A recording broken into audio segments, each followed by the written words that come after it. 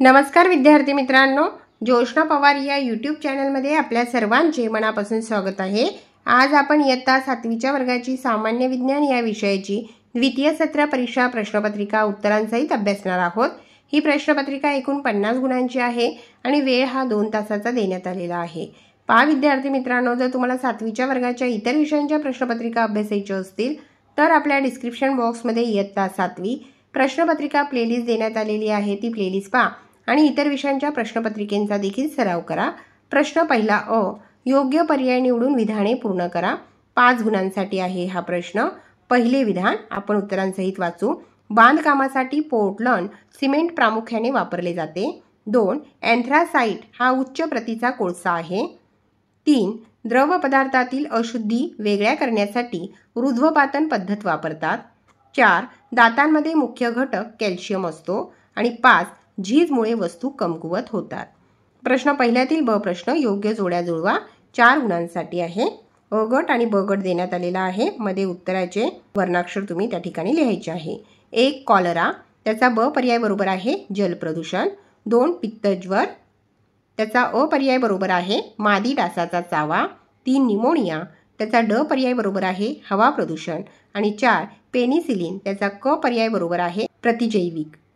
क प्रश्न खालील बदल ओळखा व लिहा। 3 गुणांसाठी आहे।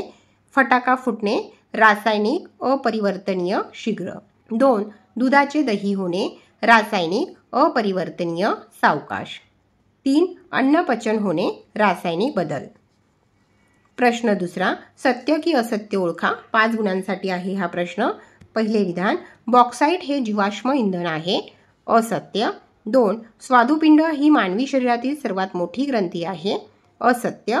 3. चुंबकाला 2 ध्रुव असतात, सत्य। 4. मृगशीर्ष नक्षत्र उन्हाळ्यात रात्री सहज आकाशात दिसते, असत्य। आणि 4. हृदयातील स्नायू ऐच्छिक स्नायू आहेत, असत्य। ब प्रश्न फक्त नावे लिहा। 5 गुणांसाठी धातू सोने, चांदी, तांबे, पारा, सोडियम। दुसरे आहे पेशी अंगके, केंद्र, लयकारिका। 3. नैसर्गिक साधनसंपत्ती माती, दगड, खनिजे, हवा, पाणी, वनस्पती, प्राणी। 4. पाचक विकरे, ट्रिप्सिन। 5. जल प्रदूषणाचे स्रोत, कारखाने, घरगुती सांडपाणी। क प्रश्न फरक स्पष्ट करा। 6 गुणांसाठी आहे। प्रछाया आणि उपछाया। प्रछाया गडद असते, उपछाया फिकट असते। प्रछाया बिंदू स्रोत तसेच विस्तारित स्रोतापासून मिळते, उपछाया फक्त विस्तारित स्रोतापासून मिळते। 3. प्रछायेच्या भागातून खग्रास ग्रहण दिसते, उपछायेच्या भागातून खंडग्रास ग्रहण दिसते। दुसरे आहे मिश्रणे आणि संयुगे।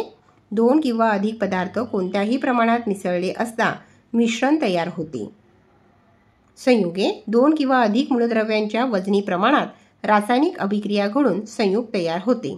संयुगातील घटक मूलद्रव्ये साध्या भौतिक पद्धतीने वेगळी करता येत नाही। ड प्रश्न आहे सुबक नामनिर्देशन आकृती काढा। 4 गुणांसाठी आहे हा प्रश्न। आकृती काढायची आहे प्राणीपेशीची। आपण आकृती अभ्यासू। या ठिकाणी प्राणीपेशीची आकृती देण्यात आलेली आहे। आंतरद्रव्य जालिका, पेशीपटल, केंद्रक पटल, केंद्रक, पेशीद्रव्य, ग्लॉझी पिंड, रिक्तिका, लयकारिका, तंतुकणिका। प्रश्न तिसरा अ, शास्त्रीय कारणे लिहा। 8 गुणांसाठी 4 विधानांची शास्त्रीय कारणे लिहायची आहे।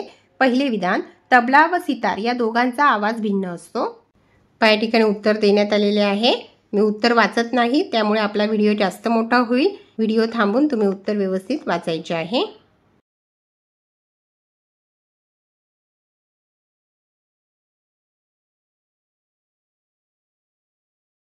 दुसरे विधान सूर्यग्रहण उघड्या डोळ्यांनी पाहू नये, कारण सूर्याची हानिकारक अतिनील किरणे सतत पृथ्वीवर येत असतात।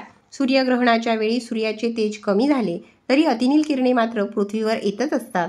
ग्रहण उघड्या डोळ्यांनी पाहिल्यास ही अतिनील किरणे थेट डोळ्यात शिरून दृष्टीचे नुकसान होते, म्हणून सूर्यग्रहण उघड्या डोळ्यांनी पाहू नये।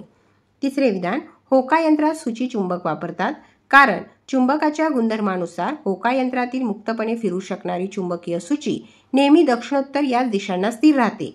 त्यावरून दिशांचे ज्ञान होते, म्हणून होकायंत्रात चुंबक सूचीचा वापर करतात। चौथे विधान आकाश निरीक्षणात ध्रुवतारा खूप महत्त्वाचा मानला जातो, कारण ध्रुवतारा नेहमी उत्तर दिशा दर्शवतो। सप्तर्षींच्या तारका समूहावरून ध्रुवतारा शोधता येतो। तसेच शर्मिष्ठेच्या निरीक्षणावरून देखील ध्रुवतारा दिसून येतो। ध्रुवताऱ्याच्या एका बाजूला सप्तर्षी तर दुसऱ्या बाजूला शर्मिष्ठ असतात, त्यामुळे ध्रुवताऱ्यांच्या निरीक्षणावरून इतरही तारका समूहांची निरीक्षणे करता येतात। पुढे आहे प्रश्न 4 अ, थोडक्यात टिपा लिहा। चुंबकीय क्षेत्र। चुंबक आपल्या जवळच्या भागात काही अंतरापर्यंत आपला परिणाम दाखवते। चुंबकाभोवतीच्या ज्या भागात वस्तूवर चुंबकीय बल कार्य करते त्या भागात चुंबकीय क्षेत्र असे म्हणतात। चुंबकाभोवतीचे चुंबकीय क्षेत्र चुंबकीय बलरेषांनी दाखवता येते। ब प्रश्न, थोडक्यात उत्तरे लिहा। 6 गुणांसाठी आहे हा प्रश्न। 3 प्रश्नांची उत्तरे लिहायची आहेत। पहिला प्रश्न, ध्वनीची तीव्रता कशावर अवलंबून असते? उत्तर, ध्वनीच्या कंपनाचा आयाम। ध्वनीची तीव्रता ही ध्वनीच्या कंपनाच्या आयामाच्या वर्गाच्या प्रमाणात असते। 2. ध्वनीच्या कंपनाची वारंवारिता। वारंवारिता जास्त असेल तर ध्वनीची तीव्रता जास्त असते। ध्वनीच्या उगमस्थानापासूनचे अंतर, ऐकणाऱ्याचे ध्वनीच्या उगमस्थानापासूनचे अंतर कमी असेल तर ध्वनीची तीव्रता अधिक जाणवते। दुसरा प्रश्न आहे सागर संपत्ती वर्णन करा। काही ठिकाणी उत्तर देण्यात आलेले आहे। समुद्रातून प्रथिनयुक्त सागरी अन्न मिळते। निरनिराळ्या प्रकारचे मासे आणि अन्य जीव ही आपली पोषणाची निकड भागवतात। अनेक प्रकारची खनिजे आणि जीवाश्म इंधने सागर तळाशी सापडतात। खनिज तेलाचा व नैसर्गिक वायूचा साठा मोठ्या प्रमाणावर सागर तळाशी आहे। Thorium, magnesium, potassium, sodium sulphate ही महत्त्वाची खनिजे सागरी जलात सापडतात। सागरी जीवांपासून काही औषधे आणि जीवनसत्वयुक्त तेल मिळवले जाते। समुद्राच्या पाण्याला शुद्ध करून त्यापासून पिण्याचे पाणी तयार करता येते। खाण्याचे मीठ देखील समुद्राच्या पाण्यापासून बनवण्यात येते। आणि तिसरा प्रश्न आहे ध्वनीचे प्रकार कोणते? पहा विद्यार्थी मित्रांनो, या ठिकाणी आपण इयत्ता 7वीच्या वर्गाची विज्ञान या विषयाची द्वितीय सत्र परीक्षा प्रश्नपत्रिका उत्तरांसहित अभ्यासली। व्हिडिओ आवडल्यास व्हिडिओला लाईक करा आणि चॅनलला सबस्क्राईब करून ठेवा, जेणेकरून यापुढचे जे नवनवीन शैक्षणिक व्हिडिओ मी यूट्यूबवर टाकेन त्याची नोटिफिकेशन अगोदर तुमच्यापर्यंत पोहोचेल।